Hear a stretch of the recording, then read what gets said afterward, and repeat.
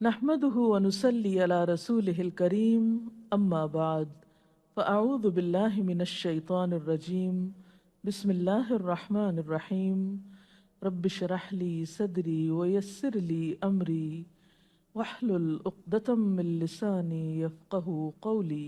باندی کا جو تصور ہے وہ یہ ہے کہ قدیم زمانے میں جیسا کہ آپ جانتے ہیں کہ ہر علاقے میں غلاموں کا رواج رہا، جیسے جانور بکتے تھے نا تو پرانے زمانے میں انسان بھی بکا کرتے تھے۔ اسلام نے آ کر اس پر پابندی عائد کر دی اور اس کو کبیرہ گناہ قرار دیا گیا کہ انسانوں کی کوئی خرید و فروخت ہو۔ آج بھی آپ دیکھیں کتنی مہذب دنیا، لیکن کڈنیپنگ ہوتی ہے، بچوں کی خرید و فروخت کے سلسلے چھپ چھپا کے جاری رہتے ہیں، عورتوں کی خرید و فروخت ہوتی رہتی ہے۔ یہ اسلام کی روح سے یہ حرام اور ناجائز فعل ہے۔ پھر اس کے بعد یہ کہ اسلام نے اس کو ایک دم ختم نہیں کیا، اس کو حرام قرار دیا اور اس کے ساتھ ترغیب دی کہ جتنے بھی غلام پہلے سے ہیں ان کو آزاد کیا جائے۔ اس لیے آپ دیکھیں گے کوئی بھی گناہ ہے اس کے کفارے میں پہلے غلاموں کا ذکر آتا ہے، غلام آزاد کرو، غلام آزاد کرو۔ اس میں ہم دیکھتے ہیں کہ حضرت ابوبکر صدیق رضی اللہ تعالیٰ عنہ کثرت سے غلام آزاد کراتے تھے۔ حضرت عثمان ہر جمعے کو غلام آزاد کرتے تھے، اللہ نے ان کو بہت مال دے رکھا تھا، اور اگر کسی جمعے کو ایک آزاد نہیں کر سکتے تھے تو آئندہ 2 بھی کر دیا کرتے تھے۔ اسی طرح خواتین بھی، حضرت عائشہ رضی اللہ تعالیٰ عنہ نے بہت سارے غلام آزاد کیے۔ تو اسلام نے غلامی کو ختم کرنے کے لیے کثرت سے آزاد کرنے کی طرف توجہ دلائی، اور پھر کہا کہ اگر کوئی کسی کو آزاد کرتا ہے تو وہ اپنی گردن کو جہنم کی آگ سے آزاد کرتے ہیں۔ اتنا اجر و ثواب ہے کہ انسان کی آخرت اور عاقبت سنور جائے۔ ہاں، ایک صورت ہے کہ اگر جنگ ہو، اور وہ بھی جنگ ایک اسٹیبلش جہاد فی سبیل اللہ ہو، جس میں دشمن کے ساتھ واقعی کوئی ایسی صورت پیش آئی اور اس میں کچھ اگر مرد اور عورتیں پکڑی بھی آئیں تو اس کے بعد ان کا تبادلہ بھی ہو سکتا ہے، اپنے جنگی قیدی چھڑائے جا سکتے ہیں ان کے بدلے میں، یا اپنی لینڈ چھڑائی جا سکتی ہے ان لوگوں کے بدلے میں۔ اور اگر کوئی ایسی صورت نہ ہو تو ان لوگوں کو کسی ایک جیل میں بند کرنے کی بجائے، یا کسی کیمپ میں رکھنے کی بجائے، یا کسی ہوم میں ڈالنے کی بجائے پھر کیا ہے، ایک طریقہ یہ بھی بتایا گیا کہ ان کو پھر فوج پر تقسیم کر دیا جائے۔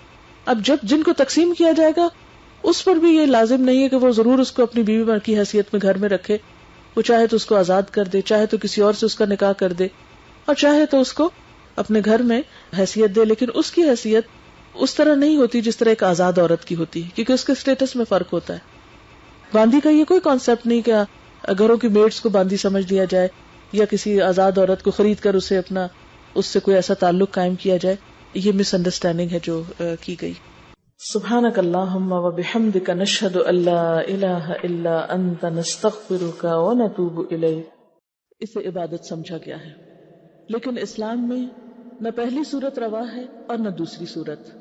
نہ تو اسلام یہ کہتا ہے کہ بغیر کسی پابندی کے، بغیر کسی ذمہ داری کے مرد اور عورت کا تعلق ہو، اور نہ ہی یہ چاہتا ہے کہ وہ ان دونوں کے درمیان ایسا کوئی تعلق ہو ہی نہ، کیونکہ یہ بھی ایک بالکل غیر فطری بات ہے۔ ان دونوں انتہاؤں کے درمیان میں اعتدال کا راستہ ہے، اور وہ اسلام کا راستہ ہے، اور وہ کیا ہے کہ مرد اور عورت کا باہم تعلق ایک قانون کے تحت حقوق اور فرائض کی ادائیگی کے ساتھ اور کچھ ذمہ داریوں کی ادائیگی کے ساتھ ہو۔ پہلے نظریے کو اگر ہم دیکھیں کہ مرد اور عورت کے درمیان کوئی قانونی معاہدہ نہ ہو اور اس کے بغیر دونوں ایک دوسرے کے ساتھ رہے، جب تک دل چاہے ساتھ رہے، اور جب دل بھر جائے وہ ایک دوسرے کو چھوڑ جائیں، یہ طریقہ انسانیت کا طریقہ نہیں ہے۔ یہ طریقہ جانوروں میں ہم دیکھتے ہیں کہ ان میں کپلز بنتے ہیں۔ سبسکرائب کیجیے ہمارا چینل اور دبائیے اس بیل آئیکن کو تاکہ آپ کو ریگولر نوٹیفیکیشنز اور اپڈیٹس مل سکیں۔ میٹنگ ہوتی ہے، بچے پیدا ہوتے ہیں، بچے اپنا آپ کچھ سنبھالنے کے قابل ہوتے ہیں تو وہ ایک دوسرے کو چھوڑ دیتے ہیں، اور اگلے سیزن میں وہ کپل الگ ہونے کے بعد کہیں اور کپل بن سکتے ہیں۔ جانوروں میں تو یہ طریقہ ہو سکتا ہے لیکن انسانوں میں نہیں۔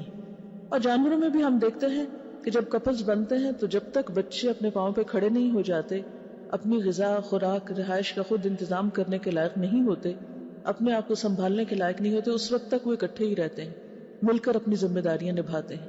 لیکن انسانوں میں بسا اوقات آزادی کے نام پر ایسی صورتحال دیکھنے میں آئی ہے کہ عموماً سارے کا سارا بوجھ عورت کے سر پہ ڈال دیا جاتا ہے، وہی بچے کو پیدا کرے، وہی جنم دے، وہی اس کی جدائی پھر برداشت کرے کہ اسے کہیں کسی جھولے میں چھوڑ آئے یا اپنے پاؤں پہ جس طرح چاہے کلہاڑی مارے۔ لیکن اسلام اس چیز کا سخت مخالف ہے۔ نکاح کے مقابلے میں ایسی صورتحال سفاح یا زنا کہلاتی ہے۔ زنا اسلام میں حرام ہے، کبیرہ گناہوں میں سے ایک گناہ ہے۔ کیوں؟ اس لیے کہ نکاح کے بغیر جو تعلق باہم وجود میں آتا ہے اس میں کوئی بھی دوسرے کی پوری طرح ذمہ داری قبول نہیں کرتا۔ اس معاہدے کے اندر دو بڑے فریق ہیں، ایک طرف عورت ہے اور دوسری طرف مرد ہے۔ اسلام میں جب نکاح ہوتا ہے تو اس موقع پر اللہ تعالیٰ کو بھی گواہ بنایا جاتا ہے، اور گواہ بنا کر اس بات کا عہد کیا جاتا ہے کہ ہم ایک دوسرے کے حقوق و فرائض ادا کریں گے، اور اس کے ساتھ ساتھ بندوں کو بھی گواہ بنایا جاتا ہے، کیونکہ اسلام میں خفیہ نکاح نام کی کوئی چیز نہیں، اس کا اعلان کرنا پڑتا ہے۔ شادی کے موقع پر گواہ ہوتے ہیں، ولی ہوتا ہے۔ یہ ساری صورتحال اس لیے کہ دونوں کو ایک دوسرے کے حقوق ادا کرنے کے لیے پابند کیا جائے۔ مرد ایک عورت سے بغیر کسی ذمہ داری کے نبھائے فائدہ نہ اٹھائے، وہ عورت کو پوری طرح پروٹیکشن دے، اپنے گھر میں لائے، عزت دے، اور پھر ان سے آگے جو نسل جنم لے اس کو پروان چڑھانے میں مرد پوری طرح کا شریک ذمہ داری ہو۔ یہ نہیں کہ بچہ پیدا ہونے کے بعد عورت سنگل پیرنٹ کے نام سے ساری مصیبت جھیلتی رہے۔ اور اس میں دونوں کو ایک دوسرے کے حقوق ادا کرنے کے لیے بہت طرح پابند بھی کیا گیا۔